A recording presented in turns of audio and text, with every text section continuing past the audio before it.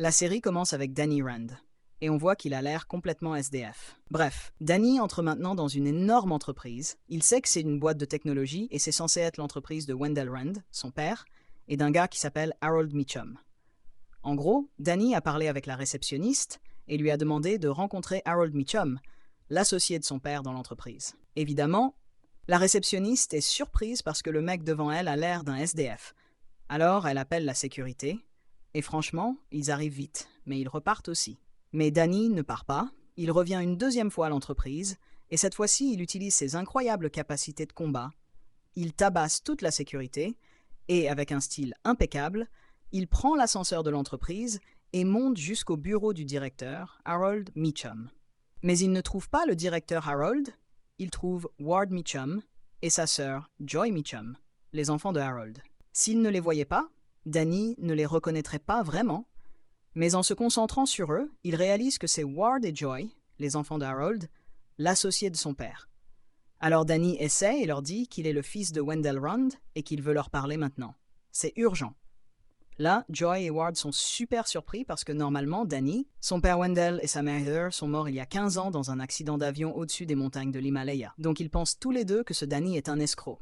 Ils appellent la sécurité et ils le virent. Danny repart de l'entreprise sans aucun autre problème, il prend ses affaires et va chez lui, sa vieille maison, et après ça, il utilise ses capacités, il arrive à s'introduire dans la maison et il commence à tourner dedans. Il découvre que cette maison est devenue celle de Joy Meacham maintenant, mais malgré ça, Danny s'en fiche et continue de tourner dans la maison jusqu'à ce qu'il trouve le chien de Joy. Et là, on découvre une nouvelle capacité bizarre chez Danny, à savoir le contrôle des animaux. Danny se concentre maintenant et arrive à communiquer avec le chien, à le faire taire et à le calmer. Après ça, Danny tourne dans la maison et commence à se rappeler des souvenirs. Alors on voit Danny enfant, assis avec Joy et Ward, ils jouaient normalement, mais on dirait, d'après leurs paroles, que Ward n'aimait pas beaucoup Danny, au point de le frapper sans aucune raison. Et hop là, le souvenir s'arrête et on revient à Danny dans la maison de Joy. Et là, Joy arrive chez elle. Alors Danny s'enfuit vite avant qu'elle le voie. Le même jour, la nuit, Danny va s'asseoir dans un jardin et là, un SDF qui vit dans le jardin vient le voir. Il s'appelle Big Al. Big Al rencontre Danny et lui dit qu'il a un portable qu'il vient de trouver. Alors Danny est content et demande à Big Al de chercher sur internet un gars qui s'appelle Harold Meacham. Alors le SDF cherche et il découvre que Harold Meacham est mort il y a des années d'un cancer. Danny est surpris mais il passe outre. Le lendemain, Danny va voir Joy devant chez elle et essaie de lui parler.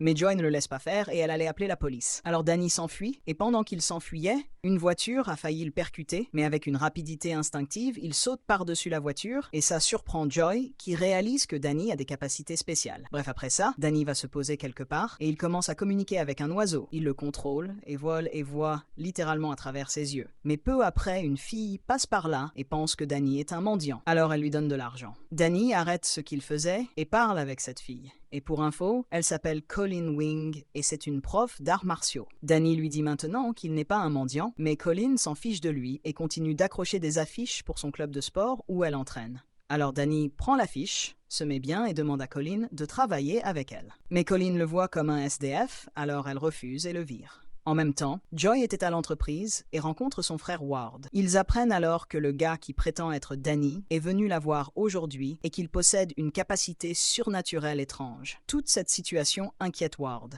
qui commence à suspecter qu'une personne a envoyé cet homme pour se faire passer pour Danny Rand afin de leur voler l'entreprise. Normalement, Wendell Rand, le père de Danny, possédait 51% des parts de l'entreprise. Maintenant que Wendell est mort, tout cela revient à Danny. Si cet homme est réellement Danny, il reprendra donc l'entreprise. Ward décide alors de s'en occuper. Mais tu sais quoi? Ward n'aura même pas le temps d'agir, car Danny va venir directement à lui. Le soir même, alors que Ward va chercher sa voiture dans le garage, Danny surgit, s'installe à la place du conducteur et démarre en trombe. Ward, paniqué, tente de l'arrêter. Mais Danny lui prend son arme avec une facilité déconcertante. Il lui explique qu'il veut simplement obtenir des réponses et qu'il ne reviendra plus après cela. Ward, sous pression, finit par céder et demande à Danny ce qu'il veut savoir. Danny lui répond qu'il veut connaître la vérité sur ce qui est arrivé à ses parents. Ward lui raconte alors que, 15 ans plus tôt, Wendell Rand, Heather Rand et Danny étaient à bord d'un avion survolant l'Himalaya lorsque l'appareil s'est écrasé. Les trois auraient péri dans l'accident. Et bien que leur corps n'ait jamais été retrouvé, tout le monde les considère comme morts. En entendant cela, Danny est pris d'une rage incontrôlable et commence à conduire la voiture à toute vitesse. revivant en flashback les derniers instants avec ses parents avant le crash. À la fin, il percute la voiture, laisse Ward sur place et disparaît. Ward, terrifié par le comportement de Danny, décide qu'il faut l'éliminer, car il devient une menace. De son côté, Danny va voir la professeure Colleen Wing et lui propose de travailler comme entraîneur de combat dans son dojo, se présentant comme un combattant professionnel. Mais Colleen refuse et le met dehors. Frustré, Danny s'éloigne, mais en chemin, il tombe sur les hommes de main de Ward, envoyés pour le tuer. Il engage alors un combat contre eux, les maîtrisant avec une agilité impressionnante. Colleen, témoin de la scène, est stupéfaite par ses compétences. Cependant, le plus important pour Danny, c'est d'échapper à ses assaillants. Il les neutralise un à un jusqu'à en immobiliser un et lui demander qui l'a envoyé. L'homme avoue que c'est Ward. Furieux que Ward veuille sa mort, Danny frappe le mercenaire et s'enfuit. Plus tard, il retourne au jardin où il dort et découvre Big Al, son ami sans-abri, mort d'une overdose, une seringue à la main. Attristé, Danny remarque un tatouage d'oiseau sur la main de Big Al, ce qui le surprend profondément. La raison de cette surprise sera révélée plus tard. Pendant ce temps, Ward se rend dans un endroit secret où se trouve son père, Harold, que tout le monde croyait mort. On découvre alors que Harold a simulé sa mort pour une raison encore inconnue. Ward lui raconte la situation avec Danny et Harold comprend immédiatement l'enjeu. Si Danny est vraiment le fils de Wendell, il pourrait reprendre le contrôle de l'entreprise. Harold dit alors à Ward qu'il doit réfléchir avant de prendre une décision. Ward acquiesce et s'en va. Le lendemain, Joy entre chez elle et trouve Danny qui la menace et lui dit qu'il veut lui parler un peu. Alors Joy accepte et prépare une boisson pour Danny.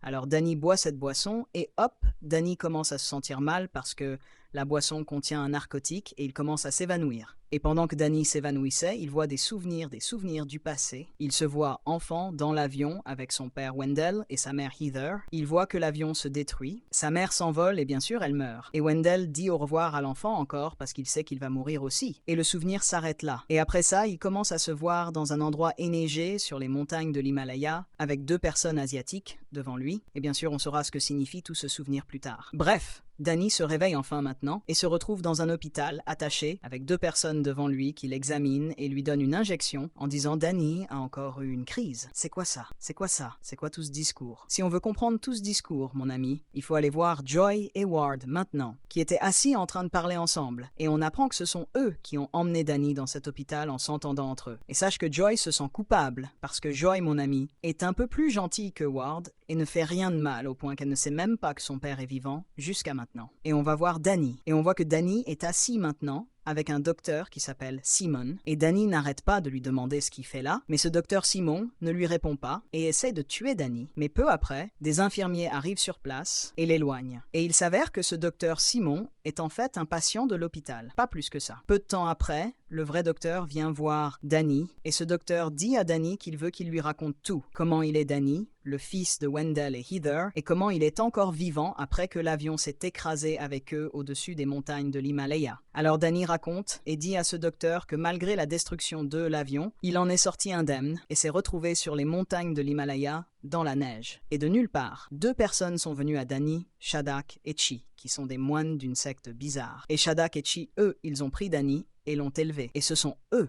la raison de toutes les capacités de Danny, littéralement. Le docteur, maintenant, après avoir entendu tout ce que Danny a dit, n'est pas très convaincu, mais il ajuste le sujet et demande à Danny juste qui est John Anderson, et comment Danny a une carte d'identité avec ce nom. Alors le docteur lui dit « Es-tu John Anderson ?» Danny nie, nerveux, alors le docteur le laisse tranquille pour qu'il se repose et s'en va. Bref, peu après, le patient Simon revient voir Danny une 2e fois et s'excuse pour tout ce qu'il a fait avec lui. Et il commence à se balader avec lui dans l'hôpital pour lui faire découvrir. Le problème, c'est qu'ils arrivent près de patients pénibles. L'un d'eux veut frapper Danny, alors les infirmiers viennent, ramènent Danny dans sa chambre et lui donnent ses médicaments de force et attachent le lit comme d'habitude. Mais Danny demande à Simon de le détacher. Simon accepte et le détache. Alors, tout de suite, Danny va en douce vers un téléphone dans l'hôpital, passe un coup de fil et appelle Colleen et lui demande de venir le sortir d'ici tout de suite. Mais Colleen n'accepte pas, comme prévu, et lui raccroche au nez. Le même jour, la nuit, Ward va voir son père Harold. Alors Harold lui dit qu'il surveille Danny à l'hôpital et qu'il a vérifié le téléphone de l'hôpital et découvert que Danny a appelé une certaine Colleen pour qu'elle le sauve. Et Harold demande à Ward de creuser sur cette Colleen et de découvrir son histoire. Alors Ward accepte et s'en va. Le lendemain direct, on voit que Ward va voir Colleen dans sa salle d'entraînement et Ward demande à Colleen de témoigner avec eux au tribunal que ce Danny n'est pas le vrai Danny Rand et qu'il est un fou. Et elle recevra beaucoup d'argent en échange. Bien sûr, ce discours inquiète Colleen. Alors elle ne prend pas de décision tout de suite et se tait. Quant à Danny, en même temps, il est assis avec le docteur pour une nouvelle séance. Et cette fois, le docteur montre à Danny une pub que Danny, sa famille, Harold et sa famille étaient censés avoir faite il y a très longtemps, quand Danny était enfant. Alors Danny se souvient vraiment de la pub et commence à raconter au docteur des trucs qu'ils ont fait après cette pub, comme sortir et aller au cirque, et ainsi de suite. Mais le docteur s'en fiche de tout ça et accuse Danny maintenant d'aimer la vie de cette famille. Alors il s'est fait passer pour Danny Rand, pour venir prendre beaucoup d'argent. Bien sûr, Danny s'énerve parce que ce discours n'est pas vrai. Alors il casse l'ordinateur du docteur et s'en va. Et là, le docteur commence à suspecter que Danny ne ment pas vraiment et décide de bien revoir son dossier. Le docteur maintenant, pour vérifier les dires de Danny, appelle Joy et lui demande pour la pub. Et ce qu'ils ont fait après la pub. Alors Joy lui dit qu'ils sont allés au cirque et plein d'autres trucs. Alors, le docteur est choqué et sait que c'est vraiment Danny. Bref, le même jour, la nuit, Danny prend ses médicaments comme d'habitude et dort. Et quand Danny se réveille, il trouve Harold devant lui. Il panique et pense que c'est une hallucination parce que Harold est mort. Mais sache, mon ami, que c'est vraiment Harold. Là, il explique à Danny qu'il est mort, commence à lui poser quelques questions et lui dit que Danny, à l'époque, quand l'avion est tombé dans les montagnes de l'Himalaya, un groupe de moines l'a trouvé. Ce groupe de moines a continué à l'entraîner sur plein de trucs, comme le combat et la communication avec les animaux, et ils lui ont aussi donné un pouvoir surnaturel appelé le pouvoir du poing d'acier. Ce pouvoir, en bref, se résume à ça. La main de Danny brille d'une lumière bizarre, et il obtient alors une force étrange avec laquelle il combat n'importe qui avec son poing. Danny dit à Harold que ce groupe lui a donné ce pouvoir pour qu'il combatte un groupe appelé le groupe de la main et les arrête. Et sache, mon ami, ce groupe de la main, on l'a déjà vu dans la série Daredevil, qu'on a résumé sur la chaîne, et j'espère que tu la regarderas pour tout comprendre bien. Mais bref, au cas où tu ne voudrais pas regarder, on a appris dans la série Daredevil que ce groupe de la main est un groupe japonais, dirigé par un gars qui s'appelle Nobu. Bref, Harold entend ces deux mots de Danny, panique, prend ses affaires et retourne chez lui et ordonne à Kyle, son assistant, de fouiller partout sur le groupe de la main d'acier et de tout savoir sur eux. Bon, pourquoi Harold fait ça? Parce qu'il travaille avec le groupe de la main, en fait. Le lendemain, Ward va voir Colleen encore pour voir si elle va accepter de témoigner contre Danny ou pas, mais encore une fois, Colleen ne lui donne pas une réponse claire. Elle prend ses affaires et va voir Danny elle-même et lui dit que Ward Meacham lui a offert beaucoup d'argent pour témoigner contre lui et l'emprisonner, et elle lui demande pourquoi il lui fait tout ça. Alors Danny lui dit qu'il est le propriétaire de l'entreprise où travaille Ward, et aussi Joy. Et donc si Danny prouve maintenant qu'il est vraiment Danny Rand, il prendra tout à Ward et Joy. Alors c'est normal que Ward veuille lui faire ça. Bien sûr, Colleen est touchée par ce discours et décide finalement qu'elle ne témoignera pas contre Danny. Alors Danny est content et lui demande de livrer quelque chose à Joy. Colleen accepte, prend cette chose et la livre à Joy. C'est comme une enveloppe. Pas plus. Joy l'ouvre et trouve quelque chose qu'elle et Danny mangeaient il y a très longtemps, et Joy est émue et se convainc que ce mec est vraiment Danny. Dans tous les cas, peu après, Harold appelle Ward et lui dit que le docteur à l'hôpital compte sortir Danny de l'hôpital. Donc ils doivent le tuer avant qu'il ne leur prenne tout. Ward accepte et demande à des infirmiers de l'hôpital, qui travaillent avec Ward, de prendre Danny dans une chambre. Et il le jette dans cette chambre où il y avait 3 fous criminels parmi ceux qui se font soigner à l'hôpital. Ces 3-là essaient maintenant de tuer Danny, mais Danny continue de les frapper avec toute sa force. Et soudain, mon ami, Danny arrive à utiliser le pouvoir de sa main comme avant. Sa main brille et il obtient une force immense. Danny réussit à détruire un mur dans l'endroit et enfin, il s'échappe de l'hôpital. Après la fuite de Danny dans l'épisode précédent, les hommes de Ward vont et forcent la salle de sport de Colleen pour chercher Danny. Alors, Colleen vient vers eux et franchement, elle ne se laisse pas faire et commence à les frapper à droite et à gauche et les met tous KO avec leurs corps étalés par terre et ils quittent l'endroit en silence. Après ça, Danny revient, lui qui était en fait caché dans la salle. La Colleen s'énerve contre lui parce qu'il pourrait la mettre en danger comme ça, et elle lui dit qu'il peut rester avec elle ici jusqu'au lendemain. Mais après, ça, il doit partir, parce qu'elle ne veut pas de problème. Danny accepte de rester là, jusqu'à ce qu'il trouve un autre endroit où aller. Le lendemain, Danny se réveille et commence à s'entraîner dans la salle de Colleen. Colleen arrive elle-même. Danny s'entraîne avec elle, et il voit que Danny se rapproche de plus en plus de Colleen, et commence, disons, à l'aimer de jour en jour. Bref, Danny demande maintenant à Colleen de rester chez elle un peu plus longtemps, jusqu'à ce qu'il trouve un autre endroit. Colleen accepte à contre-cœur. D'un autre côté, en même temps, on voit que Ward va voir son père Harold et lui dit qu'il veut acheter un quai sur le port parce que le gang de la main en a besoin.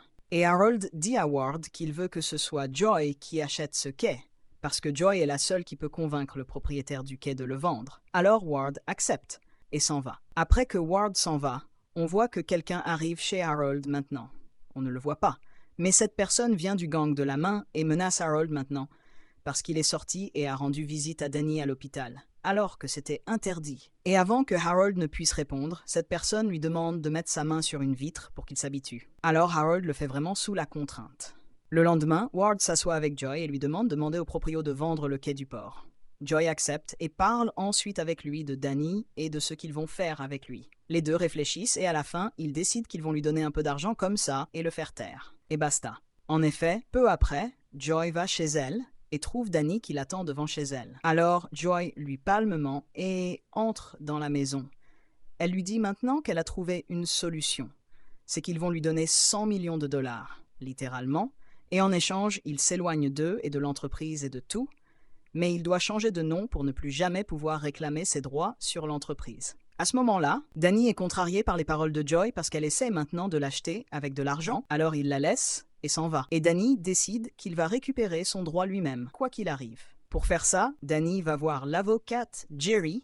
Tu te souviens d'elle dans la série Jessica Jones, qu'on a aussi résumée, et pas besoin de la regarder, bref, elle est avocate. Bref, Danny parle avec elle et pense en lui-même qu'il est Danny, le fils de Wendell, avec qui elle était censée travailler à l'époque, et pour lui prouver que Danny est le fils de Wendell, il commence à dire à Jerry des choses que personne ne sait sauf elle et Wendell. Alors Jerry le croit et sait comme ça qu'il est sincère et s'assoit pour parler avec lui. Alors Danny lui demande de récupérer son droit dans l'entreprise. Jerry accepte totalement et décide de commencer à travailler sur cette affaire dès maintenant. Après ça, Danny va à la salle de Colleen, et là il trouve des enfants chez Colleen, qui s'entraînent aux arts martiaux. Mais ils s'entraînaient mal. Alors Danny s'énerve et entre s'entraîner avec eux. Et Danny est tellement violent qu'il fait tomber un des stagiaires brutalement par terre. Alors Colleen arrive et l'arrête bien sûr, et s'en va de l'endroit. Alors Danny s'en va et va s'asseoir dans un endroit appartenant à Jerry, et dort là-bas. Et quand il dort, il commence à rêver de ses souvenirs quand il s'entraînait avec les moines dans les montagnes de l'Himalaya. Et on voit qu'ils étaient littéralement très durs avec Danny pour qu'il s'entraîne, et ça pourrait être maintenant ce qui revient dans sa violence quand il entraîne les enfants. Bref, on laisse Danny maintenant et on va voir Joy et Ward qui vont rencontrer Raj, le propriétaire du quai du port. Et Joy arrive vraiment à le convaincre de leur vendre le quai du port. Et tout est nickel. Le lendemain, Danny est avec Jerry, et Jerry lui dit qu'elle a cherché des papiers ou des registres sur lui, mais n'a rien trouvé, comme s'il n'existait pas. Et elle lui dit que c'est sûrement la famille de Harold qui a fait ça, et caché tout ce qui le concerne. Et elle lui dit maintenant qu'elle a besoin de quelque chose pour prouver qu'il est vraiment Danny, pour pouvoir porter plainte contre Ward et Joy. Alors Danny réfléchit un peu jusqu'à ce qu'il se souvienne de quelque chose. Alors Danny laisse Jerry maintenant et va à l'hôpital. Cet hôpital, mon ami, est censé avoir une radio que Danny a faite quand il était enfant, et bien sûr, cette radio va prouver son identité. Alors, Danny entre dans les archives de l'hôpital pour prendre cette radio, mais il est surpris là-bas par un des hommes de Ward qui était déjà venu détruire toutes les preuves dans les archives. Et maintenant, ce mec se bat avec Danny. Alors, Danny utilise la force de sa main et frappe ce mec et l'éloigne. Mais le mec s'en fiche et met le feu à l'endroit et s'en va. Alors, Danny prend vite une employée qui s'était évanouie là-dedans et s'enfuit rapidement des archives qui explosent après ça. Mais bon, personne n'est blessé. Dieu merci. Danny devient fou et sait que Ward est derrière tout ça et ne sait pas maintenant quoi faire pour prouver qu'il est Danny. Il va maintenant voir Ward et Joy et se dispute violemment avec eux et leur dit qu'ils vont se retrouver au tribunal et qu'il ne les lâchera pas et il les laisse et s'en va. Le lendemain, Danny et Jerry vont préparer une réunion avec Ward, Joy et leurs avocats. Alors Jerry arrive après ça et dit à tout le monde qu'elle va porter plainte contre eux et prouver que c'est Danny Rand et que cette entreprise lui appartient. Et Jerry leur dit qu'elle a beaucoup de preuves pour prouver ça. Et ces preuves se résument à un plat ou une petite boîte que Danny avait donnée à Joy à l'époque comme cadeau. L'idée, c'est que cette boîte avait des empreintes en couleur de la main de Danny enfant. Et bien sûr, s'ils arrivent à prouver que cette empreinte appartient à Danny adulte, il pourra prendre l'entreprise. Ward devient fou et ne sait pas comment Danny a eu cette boîte, et il commence à suspecter que Joy la lui a donnée elle-même. Mais dans tous les cas, Danny et Jerry quittent le bureau, mais avant que Danny ne parte, Danny entend Ward parler avec quelqu'un et lui dire qu'il va le rencontrer aujourd'hui pour lui raconter ce qui s'est passé. Alors Danny suspecte maintenant la personne avec qui Ward parle et veut savoir qui c'est exactement. Alors Danny suit Ward toute la nuit et il trouve que Ward est allé à la maison où son père se cache et il sort. Mais Danny, lui, essaye d'escalader l'immeuble pour atteindre cette maison jusqu'à ce qu'il arrive à la fenêtre de la maison ou de l'appartement de Harold. Mais soudain et sans prévenir, quelqu'un arrive et pousse Danny avant qu'il n'entre dans l'appartement. Alors Danny tombe et s'évanouit, mais il ne meurt pas grâce à sa force surnaturelle. Après ça, Danny se réveille et se retrouve dans l'appartement de Harold avec Ward. Et avant que Danny ne se batte avec Ward, parce que c'est lui qui l'a poussé au fait, Harold arrive sur place, et quand Danny le voit, il n'en croit pas ses yeux, que Harold est encore vivant. Alors Harold lui dit qu'il est vraiment vivant et que c'est lui qui est venu le voir à l'hôpital et qu'il n'hallucinait pas. Et Harold souhaite la bienvenue à Danny et s'assoit pour parler avec lui. Harold dit à Danny qu'il y a longtemps il était malade du cancer et qu'il est vraiment mort à cause du cancer. Mais un groupe étrange l'a ramené à la vie. Ce groupe l'a fait vivre ici pour qu'il reste sous leurs ordres et exécutent tout ce qu'ils veulent, comme l'histoire du quai du port, que Harold a fait acheter à Ward pour ce groupe. À ce moment-là, Danny est surpris et demande à Harold qui est ce groupe. Alors Harold lui dit que c'est le gang de la main. Là, Danny est choqué et dit à Harold que le groupe avec qui il a été élevé dans les montagnes de l'Himalaya l'entraînait pour qu'un jour, il combatte le gang de la main. Mais personne ne savait où était ce groupe. Et voilà qu'il découvre enfin qu'ils sont ici, à New York. Et Danny promet maintenant à Harold que d'une manière ou d'une autre, très bientôt, ils se débarrasseront de ce gang. Harold ordonne à son fils Ward de rendre à Danny son droit dans l'entreprise. En effet, le lendemain, directement Ward organise une grande conférence de presse, et cette conférence est suivie par Ward, Danny et Joy. Et Ward dit à tout le monde que Danny, le fils de Wendell Rand, est revenu prendre son droit dans l'entreprise. Bien sûr, tous les présents accueillent Danny chaleureusement, et la conférence se termine, et Danny prend son droit, et après la fin de la conférence, Danny va enfin à l'entreprise et s'assoit dans un bureau super luxueux, et peu de temps après, Danny apprend qu'il y a une réunion dans l'entreprise. Alors, sans réfléchir, il va directement assister à cette réunion. Et Danny découvre maintenant que cette réunion concerne un nouveau médicament que l'entreprise va bientôt lancer. Et pour info, ce médicament traite une maladie très grave. Et pourtant, l'entreprise veut retarder et ne pas le lancer maintenant pour que son prix augmente encore et encore. Alors Danny est contrarié parce que ce qu'ils font n'est pas éthique. Et comme il est le détenteur de la plus grande part dans l'entreprise, il ordonne à tout le monde que ce médicament soit distribué aux gens et au prix coûtant seulement aujourd'hui avant demain. Et même si c'est une grosse perte pour l'entreprise, tout le monde est forcé d'accepter. Et personne ne peut rien dire à Danny. Et Danny termine la réunion et sort se promener avec Joy. Et ils parlent et discutent ensemble. Et Danny apprend de Joy que c'est elle qui a donné la boîte avec son empreinte à Jerry parce que Joy ne voulait pas qu'il fasse du tort à Danny. Alors Danny est content et la remercie. Et il prend Joy et ils vont chez lui et s'assoit un peu. En même temps, Harold appelle Ward et lui dit que cette histoire de distribuer le médicament au prix coûtant est très dangereuse et pourrait faire tomber l'entreprise. Et donc, Harold demande à Ward d'aller trouver un journaliste ou une journaliste et de leur raconter tout ce qui s'est passé pour mettre la pression sur Danny et qu'il ne refasse plus quelque chose comme ça. Alors Ward accepte et appelle tout de suite une journaliste et lui raconte tout ce que Danny a fait pour qu'elle le publie dans le journal et qu'il y ait, disons, une pression sur Danny. Au fait, Danny était maintenant avec Joy dans l'appartement tout à fait normalement. Et soudain, on frappe à la porte. Joy va ouvrir la porte et trouve un gang d'Asiatiques qui veulent l'enlever. Heureusement, elle était avec Danny qui arrive maintenant et commence à frapper ce gang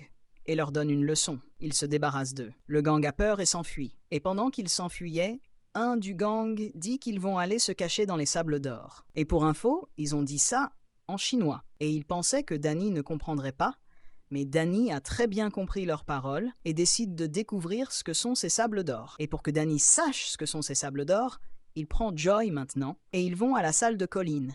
Et ils trouvent Colleen blessée parce que Colleen, au fait, s'est mise à se battre dans la rue pour de l'argent et c'est pour ça qu'elle est blessée. Danny s'inquiète maintenant et cherche à savoir ce que sont exactement les sables d'or. Alors elle lui dit tout. Les sables d'or, c'est le nom d'un restaurant chinois appartenant à un gang appelé le gang Yangshi. Danny va au restaurant des sables d'or et rencontre le chef du gang Yangshi, un chinois qui s'appelle Yang. Danny demande à Yang pourquoi ces hommes voulaient enlever Joy. Alors Yang lui dit qu'il voulait enlever Joy parce qu'elle lui a pris le quai du port. Et il dit à Danny que Joy a été forcée parce qu'un gang plus grand fait pression sur elle et l'oblige à acheter des trucs comme ça, comme le quai du port. Yang est surpris et demande à Danny quel gang. Alors Danny lui dit que c'est le gang de la main. Dès que Yang entend ce mot, lui et ses hommes paniquent et s'excusent auprès de Danny et s'en vont. En mentionnant le gang de la main, on voit qu'ils vont rencontrer Harold et ils obligent Harold à porter un masque pour qu'il ne voit rien. Ensuite, le gang l'emmène dans une maison devant celle de sa fille Joy et ils le font regarder sa fille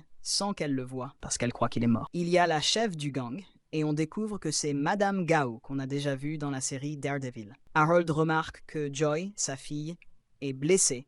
Il demande à Gao ce qui s'est passé avec elle. Alors elle lui raconte tout ce que le gang Yangshi a fait. Alors Harold s'énerve et demande à Gao de venger sa fille. Gao accepte et envoie avec Harold quelques membres du gang de la main au restaurant des Sables d'Or. Et ils rencontrent le gang Yangshi. Et Harold leur demande qui a frappé Joy. Et l'un des présents dit « moi ». Alors Harold le tue simplement et prend ses affaires avec le reste du gang, et ils s'en vont pour retourner chez lui. Le lendemain, une boîte ou un coffret arrive chez Danny. Alors, il l'ouvre et trouve dedans une lettre de Yang, le chef du gang Yangshi. Yang dit à Danny dans la lettre qu'il était énervé que le gang de la main prenne le quai parce qu'ils vont utiliser ce quai du port pour le trafic de drogue, et il lui laisse aussi un petit sachet de drogue que le gang de la main va faire passer. Danny s'énerve et décide de trouver une solution à ce problème. Si vous voulez suivre le reste des épisodes de cette série, dites-le moi dans les commentaires et abonnez-vous pour ne pas manquer la suite.